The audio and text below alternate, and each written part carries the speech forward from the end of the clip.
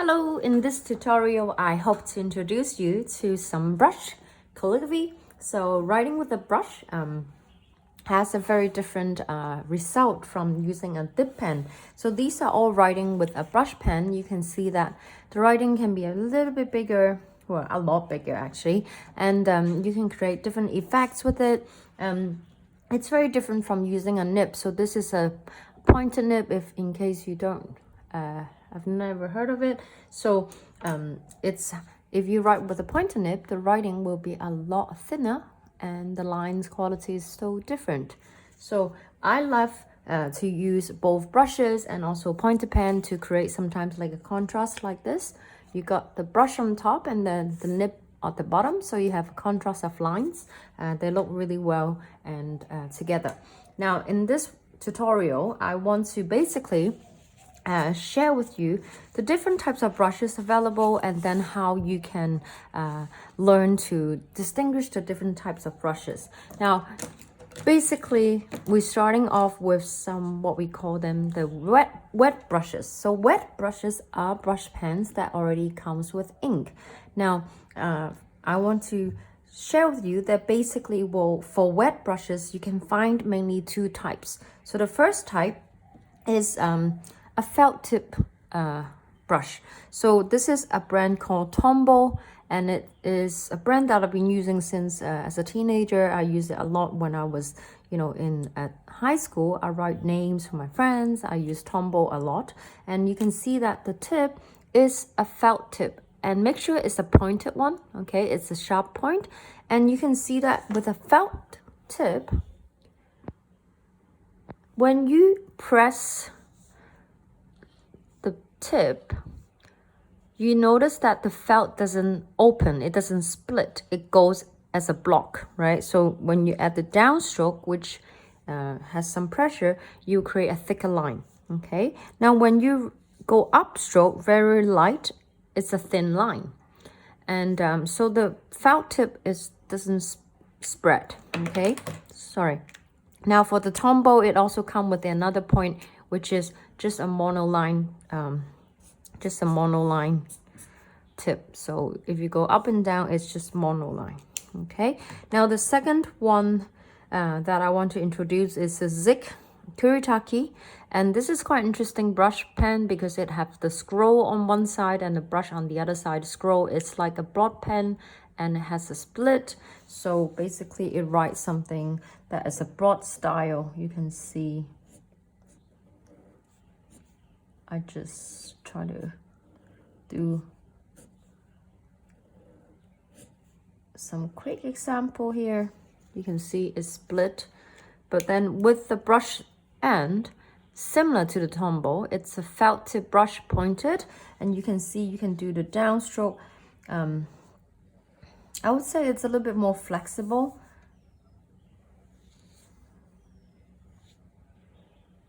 You can see they will have a nice contrast. So you can use a broad style, which they call a scroll, or the brush on the other end to do brush lettering or brush calligraphy. Now the last felt tip brush pen that I want to introduce is called the Pentel Touch. Pentel Touch has a pointed tip as well. It's a felt material, meaning it's one block, but you notice the tip is very small. So when you do the writing, it should be relatively smaller, okay? So the downstroke will be about this size, upstroke is thin line, and if I write, you can see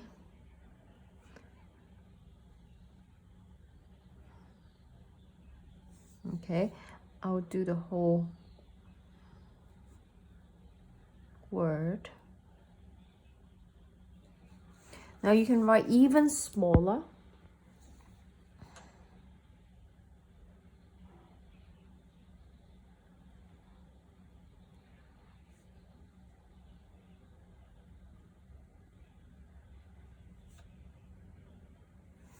Like so. Okay, so this is a Pentel Touch tip, a Pentel Touch pen, and it comes with many types of colors. So this is the felt tip, and the felt, it's easier to control because the whole thing is in a block. And I want to demonstrate what do you mean by easy. So you can write a little bit faster with the felt tip, so it doesn't have to be like very slow. So if I use the Tombow, the first one that I was talking about, I can do something with more movement writing. So I can do a little bit faster. For example, I can write the K.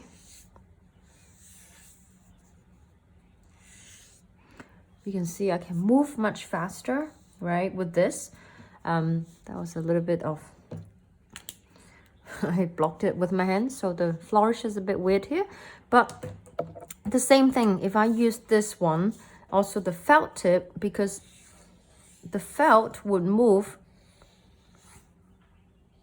together, so you can write fast. So similarly with this one, but make sure you do a smaller size writing.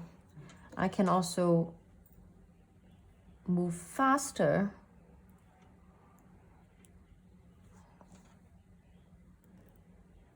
So this is quite fast, you know, and it's not slow. So when you look at the felt tip, first thing you notice that the felt, you know, they're in a block, so you can write generally a little bit faster. And the tip, the size of the tip will determine the size of your writing. Now, why do I say faster? Because there's a second type of brush pens that are a little bit harder to control, and these are made of artificial hair. So they are not a felt tip, they're different from a felt tip. So for example, this one is a Pentel art brush. It has split hair, so you can't really see it here, but if I zoom in, and if you see that I press, do you see the hair actually opens up, right? So that means that if I write really fast, the problem is it's gonna make some brush marks, right? The line is not going to be perfect. So I have to write relatively slowly when I'm using this brush. Now, in the same group, you have, actually this one first is the Japanese Sai, S-A-I, and it's also a synthetic hair or artificial hair, same as the pen we just write. You can see that the hair spread, okay? The hair spread. Okay, now, the last one is the Zig Clean Color Real Brush, and this is a smaller tip. Again, same thing, the hair will spread, okay? Now, I want to demonstrate using these three brushes to show you the speed. And also, because they are different sizes, you see here, you have the largest, medium, and the smallest. So when I'm doing writing, I want to have the size relative to the size of the tip. So if I'm using the Pentel one, so let's say I'm writing my name.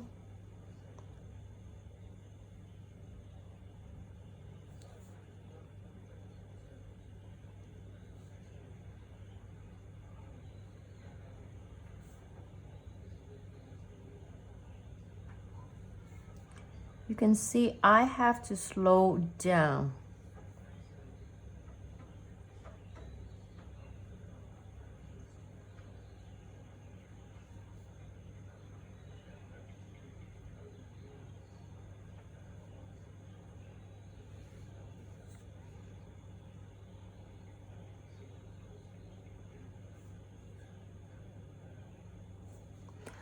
With this. Now I can write really large. You see the size of my hand. This is actually a big writing because the brush hair, you can, you know, add a lot of pressure to make a very thick stroke. Now with this kind of brush, you can see in detail there are some imperfection. Okay, the lines is not perfect, which I quite like because sometimes you want to have some handmade element to it. Now I'm using the next size, which is the brush pen is the Sai, S-A-I, and when I'm using this, I will have to write slow because again the hair spread, but I write a little bit smaller because the tip has now shrunk down a little bit compared to the Pentel we just used. So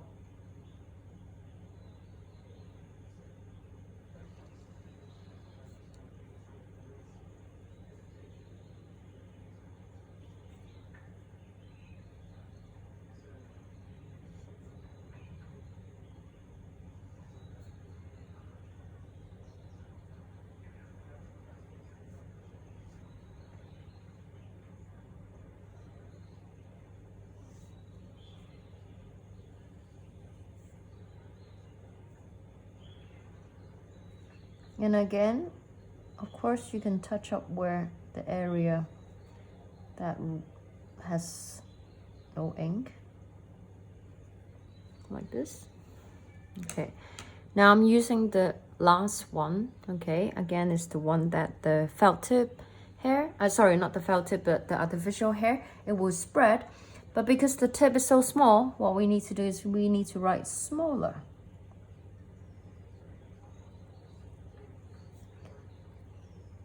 And notice that I am not writing fast.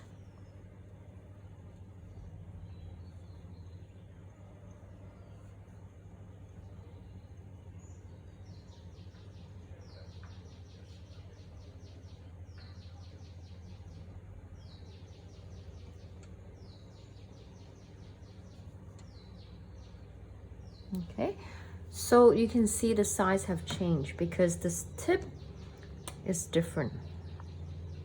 Okay, so 1, 2, and 3. Like this. Okay. Now, just to have a quick summary, if I'm using a felt tip brush, I can write fast because the felt is all together. So, you know, I can move fast and there's no problem. And if I have a bigger tip, we need to write bigger size writing. Now, for the synthetic hair or artificial hair, you have to write slower because when it's, you know, like if I write really fast, which I was trying to show you, notice that the hair or the color, the line is just unclear, right? So you need to write nice and slow so that the hair will be together. Okay, similarly, when you have a smaller tip, you need to write smaller, and you have a bigger tip, you write bigger. So hopefully this gives you a good idea of like what kind of brushes to choose.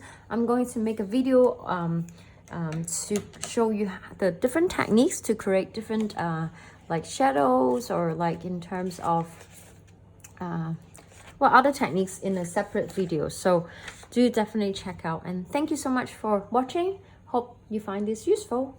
Thank you.